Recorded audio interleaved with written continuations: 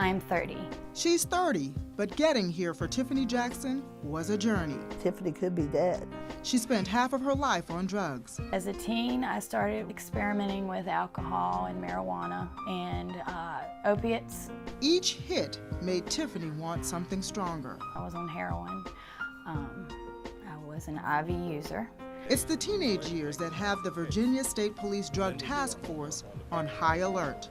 We've got 9 investigators on the task force, plus all of our federal partners that are there with the different agencies. Special Agent Mark Campbell, with the force, is trying to break an epidemic. Our issue here is coming out of Baltimore and Philadelphia. Heroin. It's illegal, it's highly addictive, and it's claiming loved ones.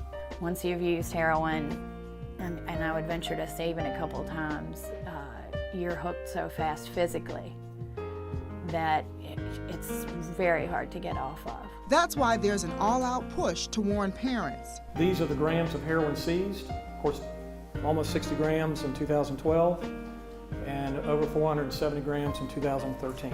This task force travels from one school to another. They've seen the number of people hooked on heroin skyrocket. Overdoses and our deaths are going up in the region. Here's a look at the number of deaths in the valley. In 2011, there was 1. In 2012, it doubled to 2. And in 2013, more than doubled to 5. I know there are different reasons that people start using. Tiffany used heroin to escape emotionally. I had some things in my childhood that were hard to deal with: abuse, depression. My dad was a drug addict, alcoholic, so he wasn't involved. My mom, at that point, had a lot of emotional things going on. Tiffany's life was not picture perfect.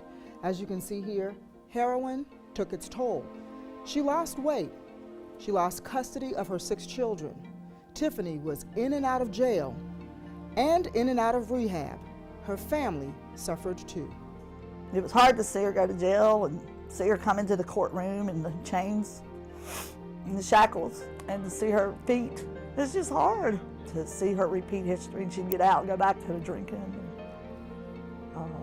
the drugs. Her mother, Camilla Bruce, says she saw the signs. I have seen signs of needles. And a warning, you'll see the signs too. Just pay attention.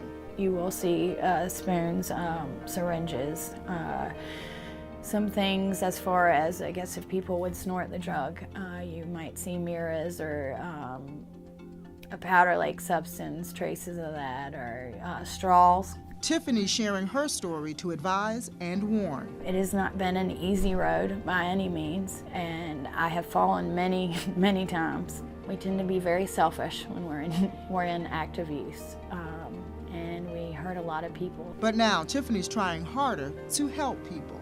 This month, actually, I'm 2 years clean, and things have just turned around dramatically. Tiffany has her sons back. She has her family back.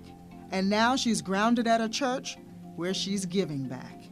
In Rockingham County, I'm Charmayne Brown, WHSV.